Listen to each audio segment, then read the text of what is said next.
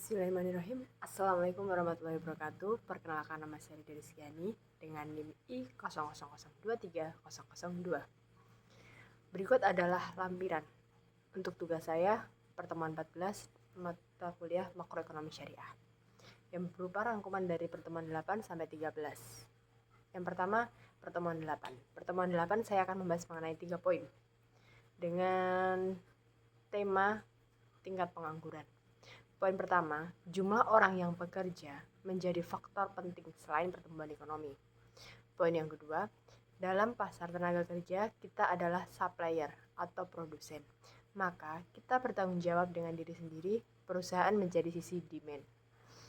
Yang ketiga, angkatan kerja atau biasa dengan disimbol oleh huruf L sama dengan jumlah orang yang bekerja dalam kurung E besar plus orang yang tidak bekerja dalam kurung U besar. Untuk pertemuan selanjutnya, pertemuan 9, membahas mengenai makroekonomi. Close makro sama dengan tidak ada hubungan dengan negara lain dan berputar dengan dirinya sendiri saja. Contohnya Korea Utara. Kenapa demikian? Karena Korea Utara itu dia tuh menolak akses buat semua negara, jadi dia tuh memenuhi kebutuhannya sendiri dalam negaranya gitu. Terus kalau masalah rumusnya itu ada Y sama dengan C besar D plus I besar D plus G besar D plus X. C sama dengan C besar atau domestik plus CF atau foreign. I sama dengan I besar plus IF itu sama dengan ID sama dengan I per IF. Kalau G sama dengan GD plus GF itu sama dengan GD G besar min GF. Kalau ekspor itu lebih banyak disebutnya surplus, sedangkan kalau impor yang lebih banyak disebutnya defisit. S min sat I atau capital law sama dengan NX atau trade balance.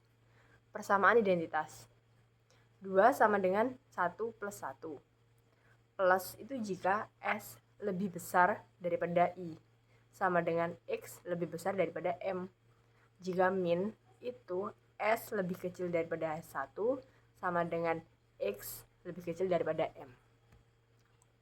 Untuk pertemuan 10 mengenai tentang pentingnya chips untuk kemajuan negara ini yang menduduki rank teratas yaitu Amerika Serikat dan disusul negara Cina. Karena cepatnya negara Cina, perkiraan 2020 Amerika Serikat akan dikalahkan Cina. Sayangnya negara Indonesia belum menggunakan chip. Untuk pertemuan 11 mengenai exchange rates memainkan peran kunci dalam ekonomi internasional, mempengaruhi perdagangan, investasi, dan kebijakan ekonomi.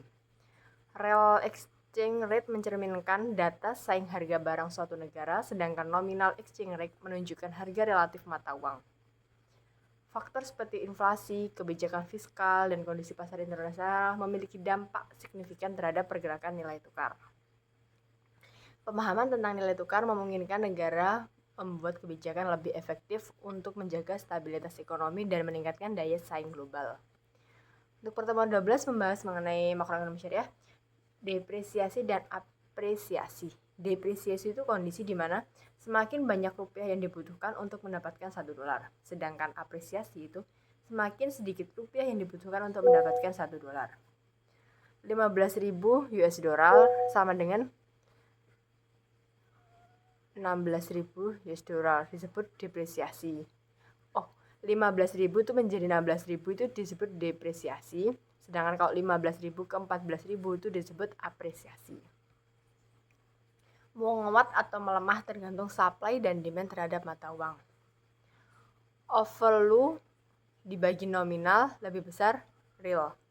Undervalue nominal lebih kecil daripada real. RER disimbolkan dengan huruf E besar kali E kecil kali price level domestik atau price level foreign. Ketika terdepresiasi akan meningkatkan net ekspor impor tetap. Ketika apresiasi akan menurunkan net ekspor impor tetap. Dan untuk selanjutnya ke pertemuan 13 mengenai definisi kebijakan moneter. Kebijakan moneter adalah tindakan yang dilakukan oleh otoritas moneter seperti bank sentral untuk mengatur jumlah uang beredar dan tingkat suku bunga guna mencapai tujuan ekonomi makro tertentu, seperti stabilitas harga, pertumbuhan ekonomi, dan pengurangan pengangguran. Jenis kebijakan moneter meliputi 1. Kebijakan moneter ekspansif itu dilakukan dengan menambah jumlah uang beredar atau menurunkan suku bunga untuk mendorong pertumbuhan ekonomi. Kedua, kebijakan moneter kontraktif dilakukan dengan mengurangi jumlah uang beredar atau menaikkan suku bunga untuk mengendalikan inflasi. Tujuan kebijakan moneter 1. Meliputi stabilitas harga, menjaga inflasi pada tingkat terkendali. 2. Pertumbuhan ekonomi, mendorong peningkatan output dan pendapatan nasional. 3. Pengurangan pengangguran, menciptakan kondisi yang mendukung penciptaan lapangan kerja. 4. Stabilitas nilai tukar, menjaga nilai mata uang domestik terhadap mata uang asing. Mekanisme transmisi kebijakan moneter, perubahan kebijakan moneter dipengaruhi suku bunga pasar, yang kemudian mempengaruhi konsumsi dan investasi, dan akhirnya berdampak pada output dan inflasi. Tantangan dalam kebijakan moneter: 1. Time lags atau waktu yang dibutuhkan agar kebijakan moneter berdampak penuh pada ekonomi. 2. Ekspektasi publik, persepsi masyarakat terhadap kebijakan moneter dapat mempengaruhi efektivitasnya. 3. Kondisi eksternal, faktor global seperti harga komoditas dan kondisi ekonomi negara lain dapat mempengaruhi hasil kebijakan moneter. Mungkin sekian rangkuman dari saya pribadi. Kurang lebihnya mohon maaf. Wabillahi taufiq wal hidayah. Wassalamualaikum warahmatullahi wabarakatuh. See you.